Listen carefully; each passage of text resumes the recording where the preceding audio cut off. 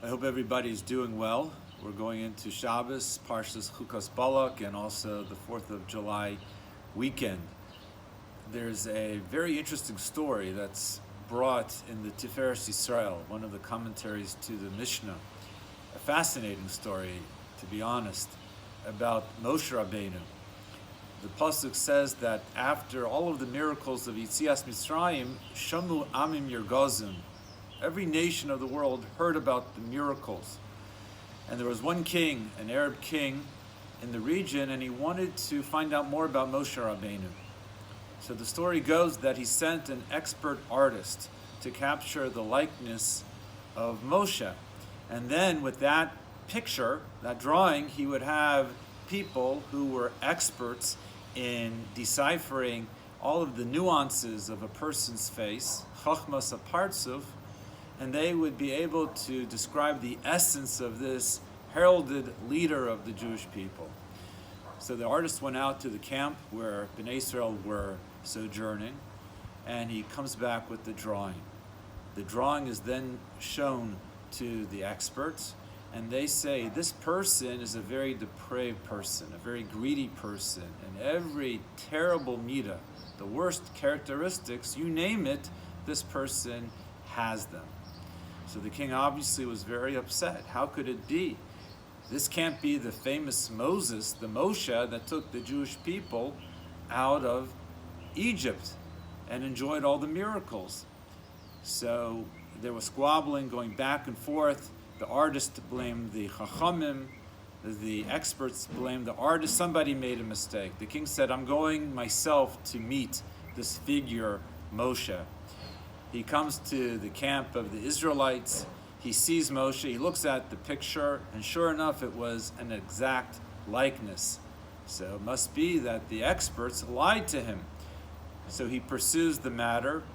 He has a private audience with Moshe, and he explains everything that happened. And Moshe Rabbeinu says, don't worry. Obviously, your artist is gifted, and the Chachamim who describe me, they are accurate.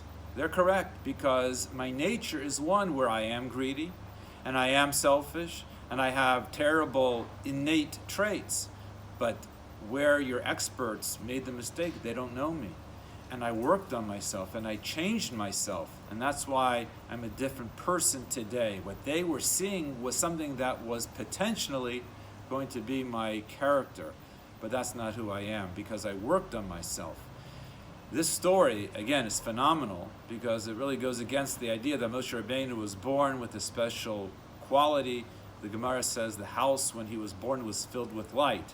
But be that as it may, it explains a question that in this week's Parsha we have Bilam, the Gentile prophet. And he was supposed to be the answer to the other nations of the world, that they had a rival to Moshe Rabbeinu. He had prophecy, Bilam, that equaled that of Moshe. But the Mishnah in Pirkei Avos tells us that Bilam was a very depraved person, greedy, arrogant, the worst type of human being, despicable, and even worse, beyond that. So the Umos HaUlam, the other nations of the world, they have an excuse. They can say, maybe we had a gifted prophet, but he was a terrible person, and that's why we weren't inspired by him. And the answer is, based on the story, that Moshe Rabbeinu, he also had those same tchunos hanefesh. He potentially could have been a very bad person, but he changed himself. And that was the difference. Bilam chose to ignore the gift, and instead of using the opportunity to grow because he was able to communicate with Hashem, he remained a very, very despicable human being. It's a Musar Haskel. This story is very important because we live at a time right now, as we speak, and it appears that the world is imploding. The structure of society is just decomposing. What happened to values? What happened to the idea of meritocracy, earning and climbing the ladder? What happened to the idea of boundaries?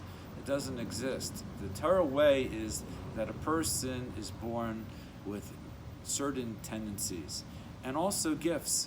But it's not that the person is a finished product. He has to grow from experiences, from life, and face the challenges. it appears that this is really the struggle of Western civilization right now, because we're being tested with the pandemic and with structural issues within society.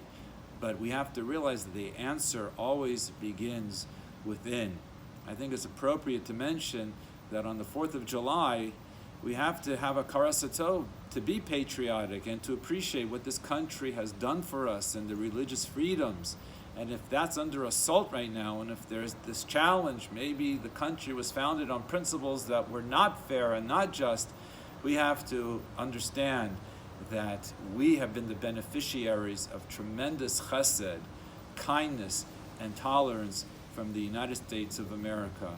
And we have to show our hakaras hatov. And remember that the Torah way is to earn and to grow, and not to feel that what I am is who I am and I just stop there and I don't change. I don't grow from the experience. And finally, I would say that during this nisayon, this challenge, the pandemic and everything else, we have to emerge as different people. If we go back to where we were before, once this all ends, and God willing, it will end, and we have to keep the optimism. But if our attitude is that now we can just go back to normal, there's no going back. We have to follow in the footsteps of Moshe Rabbeinu and grow and realize that this was given to us as a test from Hashem to change ourselves. And God willing, that's going to be the result. We're not requiring registration for davening on Shabbos. We'll have a mechitza for women. We're going to be careful with the masks. We're still outside, but we have to get together again, regroup as a community, and grow from this experience. Wishing everybody a wonderful Shabbos.